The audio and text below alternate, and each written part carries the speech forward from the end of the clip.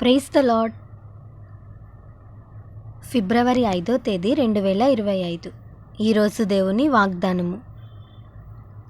ముళ్ళ చెట్లకు బదులుగా దేవదారు వృక్షములు మొలుచును, దురదగొండి చెట్లకు బదులుగా గొంజి వృక్షములు ఎదుగును.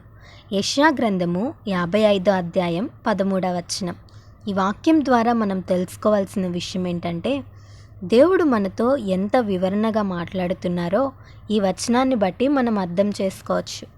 దేవుని వాక్యాన్ని హిమముతో, వర్షంతో దేవుడు పోల్చి, వర్షంలాగా నా వాక్యం ఈ భూమి మీదకు దిగి మరలా అది నిష్ఫలం కాకుండా నేను ఆ వాక్యాన్ని మీ జీవితంలో నెరవేరుస్తానని పైన వచనాలలో చెప్తూ, నా మాటకు, నా వాక్యానికి విధేయత చూపువారు ఎలా ఆశీర్వదింపబడతారో ప్రభు ఈ వచనం ద్వారా మనతో మాట్లాడుతున్నారు. దేవుని వాక్యాన్ని మనం నమ్మినప్పుడు, వాక్యానుసారంగా జీవించినప్పుడు మన జీవితంలో దేవుడు తన కార్యాలను ఎంత అద్భుతంగా చేస్తాడంటే, మన ఊహకు మించిన కార్యాలను దేవుడు చేస్తాడు. దురదగొండి చెట్లు, ముళ్ళ చెట్లు మనకు హాని కలిగిస్తాయి కదా, బాధ కలిగిస్తాయి కదా. అంటే మన జీవితంలో మనం ఎదుర్కొంటున్న బాధాకరమైన పరిస్థితులు, కీడు కలిగించే పరిస్థితులు దేవుడు దురదగొండి చెట్లతో, ముళ్ళ చెట్లతో పోల్చారు. వాటిని తీసివేసి దేవదారు చెట్లను, గొంజి చెట్లను దేవుడు ఫలింపచేస్తానని వాగ్దానం చేస్తున్నాడు. అంటే అర్థమేంటో తెలుసా? మన స్థితిగతులను మారుస్తాడని, మన పరిస్థితులను మారుస్తాడని ఉదాహరణగా ఇక్కడ ఈ మాటలు చెప్తున్నాడు. దేవదారు వృక్షం గురించి బైబిల్లో చాలాసార్లు చెప్పబడింది కదా.